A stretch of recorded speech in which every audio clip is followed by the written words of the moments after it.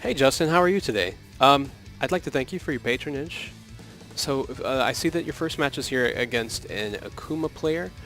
So what I'm going to do is I will look into your gameplay and figure out what it is that we can be doing better, while also exploring your character's frame data with you and helping you to develop new ways to apply pressure to your opponents and also perhaps get out of their pressure.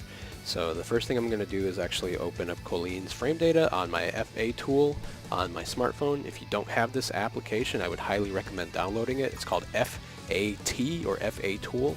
And it has all of the information, all the frame data for all your characters, and it's an invaluable tool. It's helped me quite a bit in Street Fighter 4 and Street Fighter 5.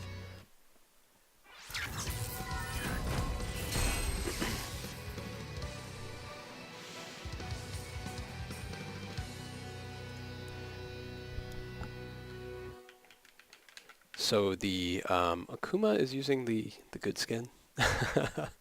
No lion mane here. Alright, let's just take our time downloading here, I guess.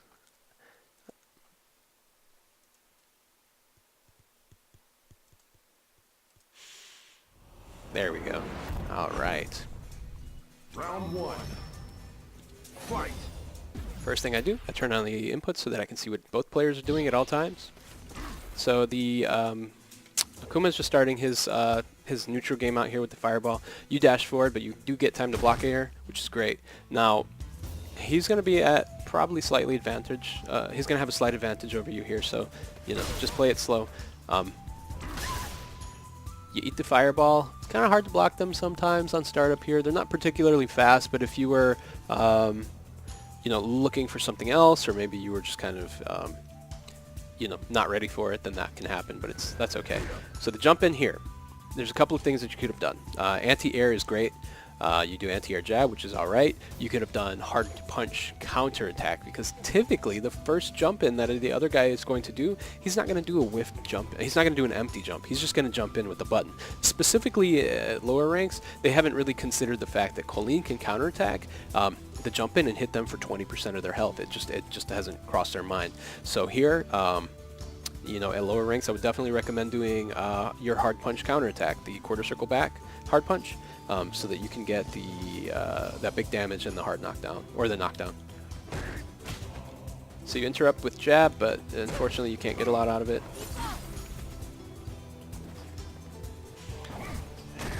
Okay, and you block this. There you go. You get your pressure going. What do you do after this? Dash forward, crouch. Alright, so he's going to get the EX fireball. It's not going to knock you down. You do block that in time. Nice whiff punish. Good stuff. Yeah, you're just too far. So here, this is what I call focusing too hard on the ground game, or just, you know, you're hyper-focusing on the ground game. That happens. So you did the hard kick there after the crouch medium kick, and I want to see if you actually do it again. So yeah, so that's actually, it looks like a bad habit string that you have. You do crouch medium kick into stand roundhouse, regardless of whether or not it's on block or on hit or whiff or whatnot.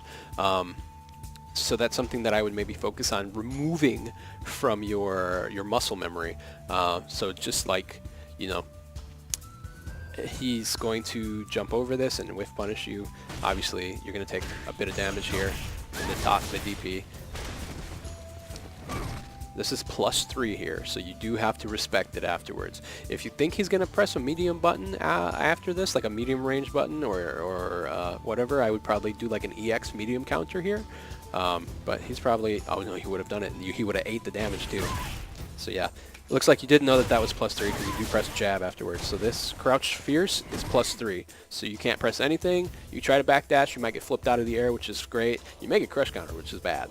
But yeah, if you're wanting to get out of that situation, I would definitely recommend backdashing or doing your EX step, the quarter circle back light 2 kicks, because it's strike invincible. So you don't have to follow it up, but what you do is you use that just to get out of pressure. So if you don't want to deal with the pressure, you can get out with that. You can get out with backdash, or you can counterattack if you think they're going to press a button. Oh, big opportunity for you to crush counter. What do you do? Nothing. Oh no. So that's -3. He can't punish you there. Okay, and you try to do the medium kick step and you got hit. That happens. That's okay. Okay, so you want to get out with that. That's okay to get out with, but the range that he was standing, you kind of just like, you got out of the corner, which is great, but you got out of the corner right into his arms.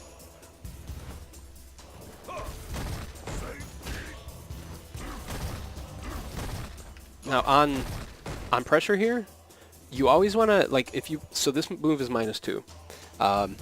On pressure here, rather than pressing a slower medium button, if you wanna interrupt his strings, you wanna interrupt his strings with your faster buttons. So a jab, stand light kick, but something more quick than your crouch medium kick, which is what you press here. So, oh, sorry.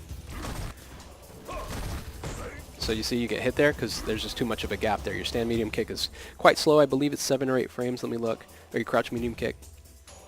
So yeah, your crouch medium kick is 8 frames on startup. And while it is +1 on block, it's not really something that's like going to be helpful for you in that situation. So picking better buttons from certain ranges would be something to consider.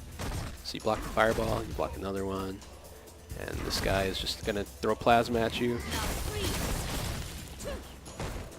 Oh, there you go. All right, you got it going. I like that. You make it safe. Okay, so these fireballs. Oh no, that's going to be punished. So the air fireballs, they kind of suck to deal with, but you know, you just would evade them. So if he's like trying to pressure you in neutral with air fireballs, just backdash, jump back, let him kind of like close its space while we're using his B trigger. Okay, so you do his dash for, he's going to crouch. Okay, so what do you press here? I think you press jab. Yeah, you press jab on wake up. He's going to get this combo here, VP. Do you quick rise? No, you don't quick rise. So something that I would consider doing in your case, in your situation, is to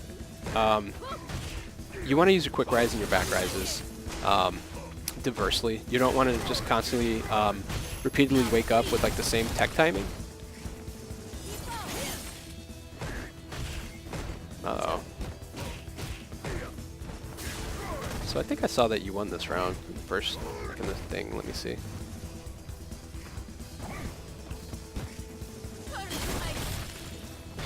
Okay, you get to jump in there. Up, up, up, up, up.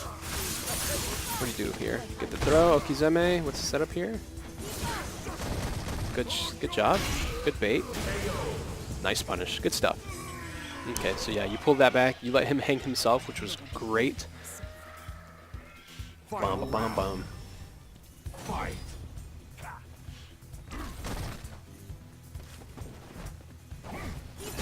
Oh no. Yeah, that was a good idea, but the EX one would have been a better choice because you can get out of the pressure and not take damage here. Oh, crush counter. What were you trying to do? So you're jabbing on wake up here? No, you're trying to throw.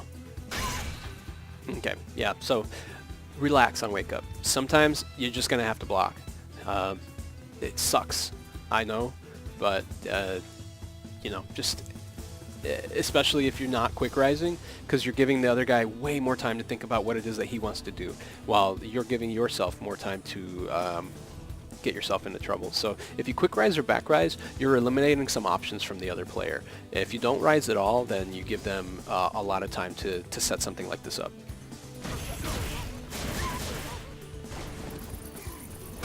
Yeah, and again, see, you didn't rise, and then you woke up with buttons again, and now you're going to take another crush counter combo. And probably the stun here. Just going to do that. Okay. Oh, now it's going to be the game. Bop, bop, bop. Yeah.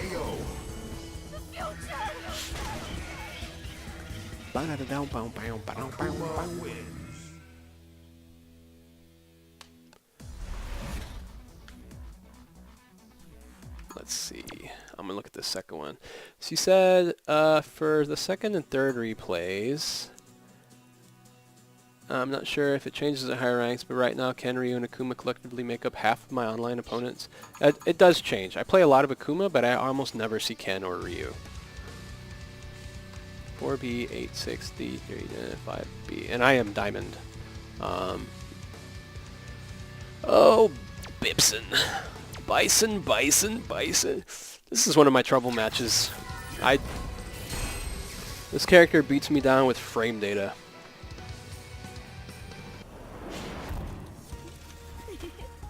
It's so nice to meet. Nice to meet you. Round one. Fight. Alright. So he's starting the round off with freaking flames. Holy crap. Alright. So again, you're pressing on wake up, you're getting hit. That's unfortunate.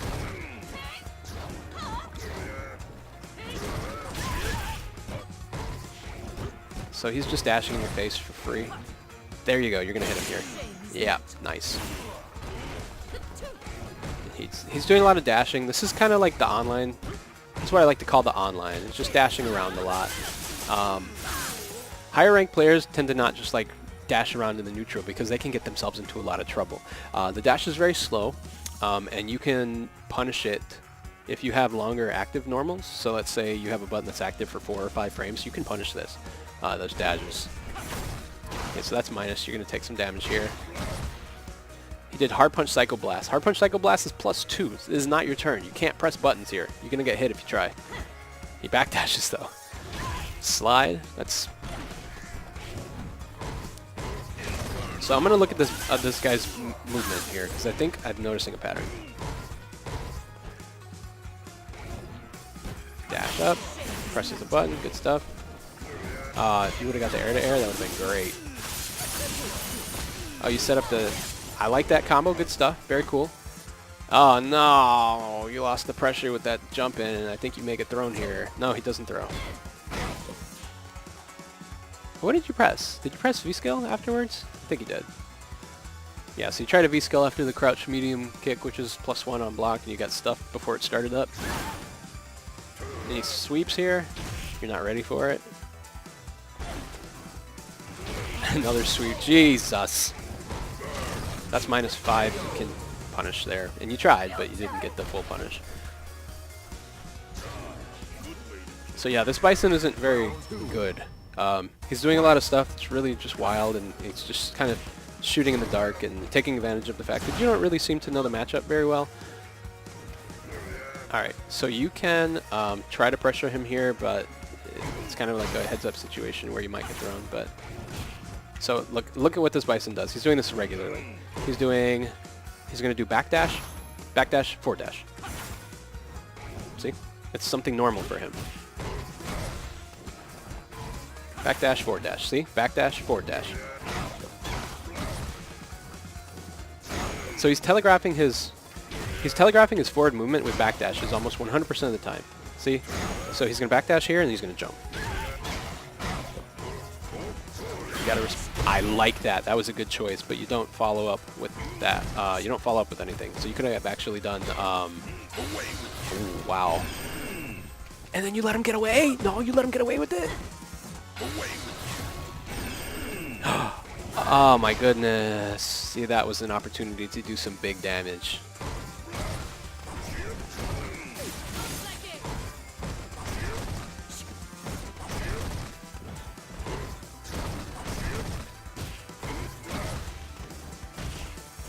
Uh-oh. So you had V-trigger there. You didn't use it. There was a few opportunities where he's kind of just like dancing around. You can V-trigger there. Your V-trigger is not unsafe. It doesn't, it doesn't hurt you to just throw it out there if the guy is moving around all crazy. And it acts as a sweet metaphor, like, hey, stay still, man, freeze. But yeah, it just looks like there was just a lot that you didn't know, and then you weren't punishing a lot of the craziness. So like, you got to check those dashes. You can't let him dash back and dash forward because that's not real. His back dash, I'm going to look up the frame data on his back dash real quick. So I know his forward dash is 25. Or no, I'm sorry. His forward dash is 22 frames. His back dash is 22 frames. So that means that you had 44 frames at least to react to that, which is 3/4 of a second. So I know you can react to something in 3/4 of a second, especially if you're if he's showing that he's going to do it repeatedly. So backdash, forward dash, backdash, forward dash, backdash, jump in. Like, that's something that you just got to be like ready for, ready to deal with, because at your ranks you're gonna see Bison players who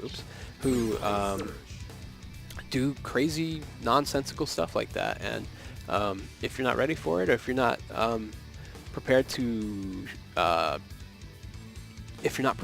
stop it, they're gonna let you do it, or they're gonna continue to do it. And once you stop those kinds of players for doing those sorts of kind of nonsense craziness, then if they stop, give me a second, I'm gonna pause this.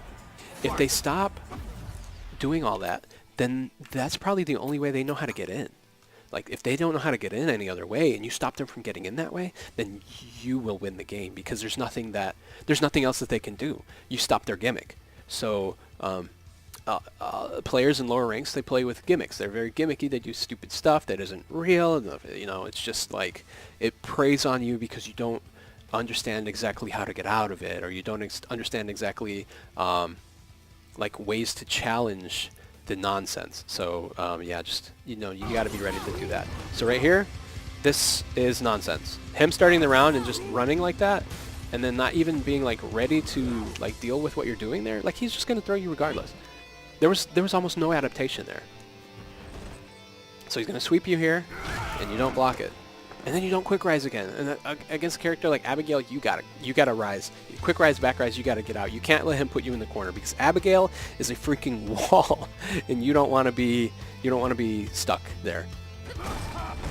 All right, so this button is +6. Wow, you beat it. Somehow you beat it. So if you block stand medium punch, it's +6. I don't know if he did it. He must have, I don't know.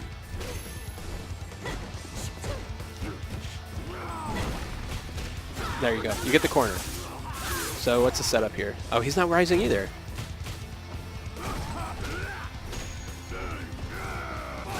Uh-oh. You jump back, put yourself in the corner, and now he put himself in the corner. You have all the room to work with now. But you don't rise, so he's going to command throw you again. Yeah, you got to wake up. You got to wake up quick rise. You got to wake up back rise. Giving them the opportunity to do that means that you're giving yourself more chances to lose. So you gotta wake up with something. Like wake up with quick rise or back rise.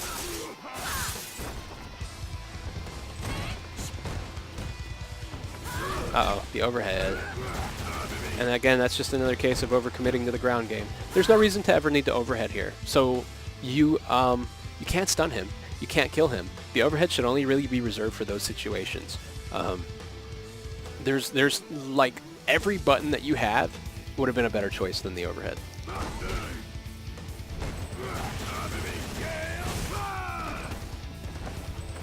Good jump out. You get the punish there, which is cool. You do this, you get the punch, and okay, so he's punishing your target combo every time, but he's only doing jab. Oh no.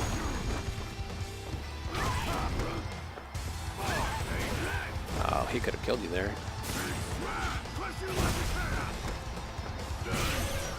That's going to be the game.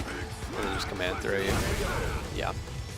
So, a lot of the pressure that you were put in could have actually been mitigated somewhat by doing quick rising or back rising. If you don't know how to quick rise, it's just that on the frames where you're nearly hitting the ground. So here, I'll show you.